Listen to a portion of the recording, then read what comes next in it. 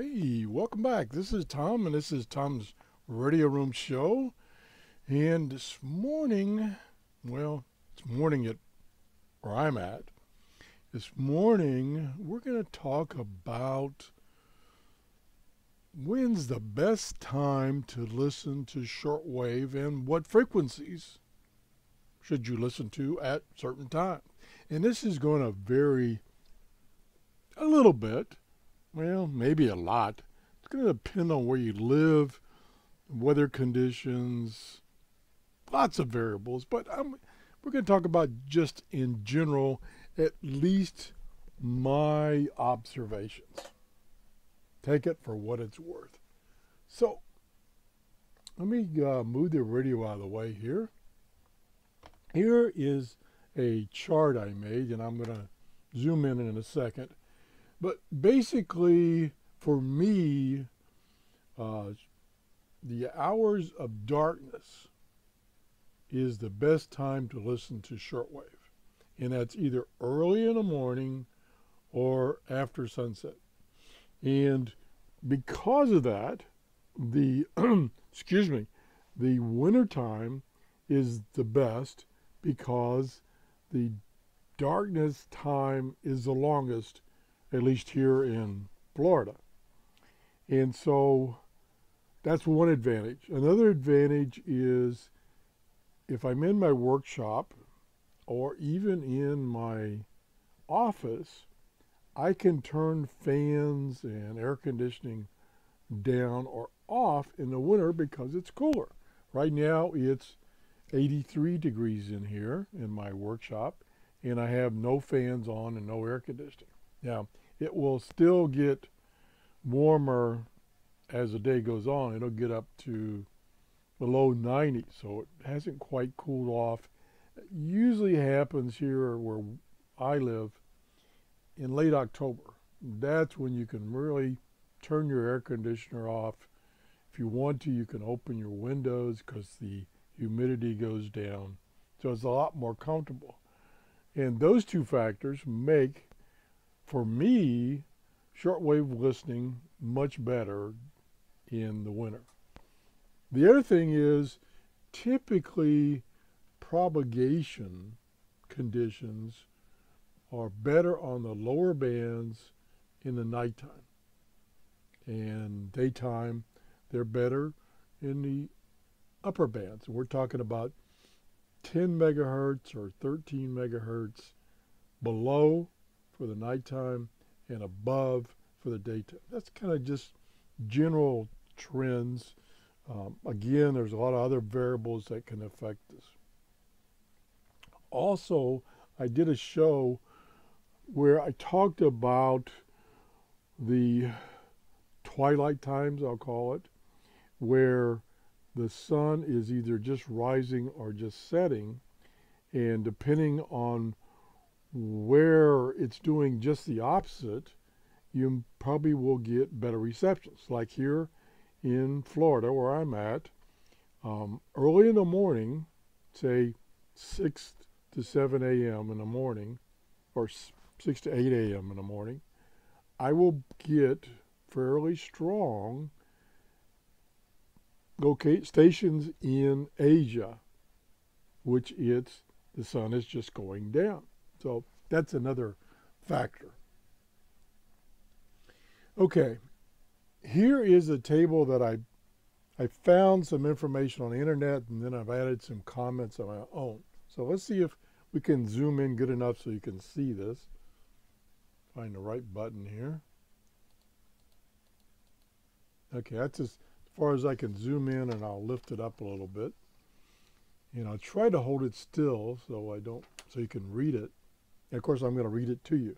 So over here, we have the meter bands, which is the international broadcast bands. That's what we're talking about this morning, is international broadcast bands. I will relate to the ham bands a little bit as we go through this. So here is the band frequency range, and what is in general, if you do some search on the internet, in general, the best reception times. And again, it will vary depending on other variables. It will vary depending on other variables. Now, that's a profound statement. Oh, gosh, I never cease to amaze myself. And then over here, I have my observations, my limited observations.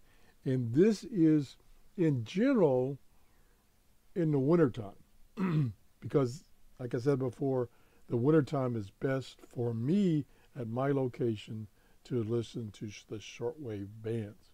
So the first one is the 120 meter band, which is 2.3 megahertz to 2.5 megahertz.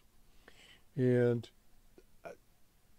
the general trend or the general synopsis of that band is reception is not that good. And all I typically get down there is noise. That's all I get. See if I get this a little closer to the camera. So I don't even go down there anymore. 90 meters, same thing for me. General trend is it's best in the winter nights, again, at nighttime. For me, I just get noise down there. Nothing, I don't go down there. 75 meters, now that's close to the 80 meter amateur radio band, which I do listen to. And again, the 80 meter band or the 75 meter international broadcast band comes in best for me at night. Either, and it's very active, the amateur radio bands is very active early in the morning, say 6 to 8 a.m., and late at night after, say, 8 p.m. local time here in Florida. Okay, the next one is the 60 meter band, which goes from 4.75 megahertz to 5.06 megahertz. Now, I get blasted in that band because typically that's where the tropical stations come in, and living in Florida, I receive tropical stations either broadcast from within Florida, broadcast south of Florida, or South America, and they just come booming in, typically in Spanish, so I can't understand it, even though I'm thinking about going back to McDonald's and learn Spanish on their kiosks. That's from another show. So lots of Spanish stations, and therefore I don't listen to that band. I mean, those Spanish stations come booming in. The preacher man, he's down there, he comes booming in, so I stay away from that.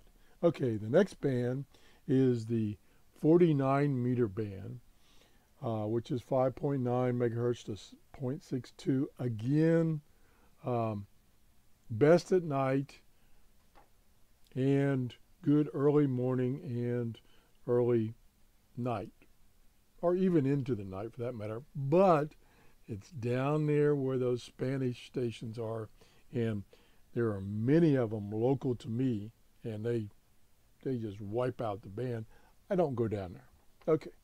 Next one is the 41 meter band, which is 7.1 megahertz to 7.35 megahertz. It's best at night, but for me, it's good, I'd say 2/3 of the day, from, say, 7 o'clock at night to 1 o'clock in the afternoon. It's good for me. That is the that is the amateur radio band down there, not the international band.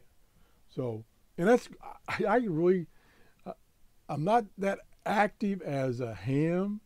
I don't get on the air. As a matter of fact, I don't even have any equipment set up to get on the air, but I love to listen to amateur radio operators, especially if I can get some from either different states or different countries, because they typically talk about what's local to them, and that's kind of interesting.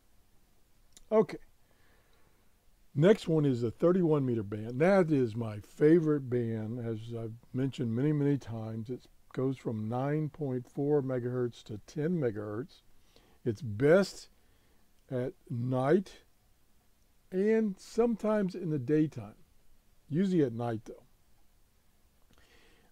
As I say, that's my favorite international radio band. China Radio's there, Radio Australia, New Zealand, Africa. That's my favorite band, 31 meter band. 25 meter band is best at night, again, because it's kind of in the mid-range, but it's also good in the daytime, early daytime. For me, it's average about all day long. That 25 meter band is average about all day long. So it's a pretty good band. 22 meters, best in the daytime. As I said before, frequencies above 10 megahertz are best in the daytime. 19 meters, same way. 16 meters, same way. 15 meters, I don't hear much activity on 15 meters.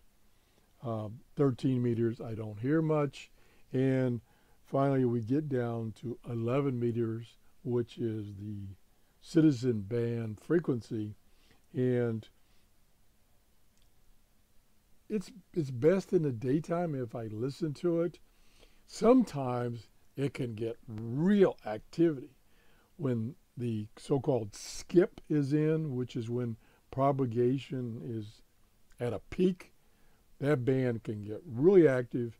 As a matter of fact, when it does, my neighbor down the street who runs a CB station and pumps in a lot of power, he even comes in on my speakers. The speakers don't even have to be turned on or connected to anything, and I can hear him bark, bark, bark, bark, bark, bark. And so I know when he's on the air, because when he's on the air, I can't get rid of him, and I can forget listening to anything else. So anyway, that's kind of a rundown from my point of view of the best shortwave listening times and frequencies. Please leave a comment about what, in your area, what's the best times, and what bands do you like to listen to the most. Like I say, my favorite is 31 meters. So if you enjoyed the show, please give me a thumbs up. Thanks for watching. Have good listening. Bye-bye.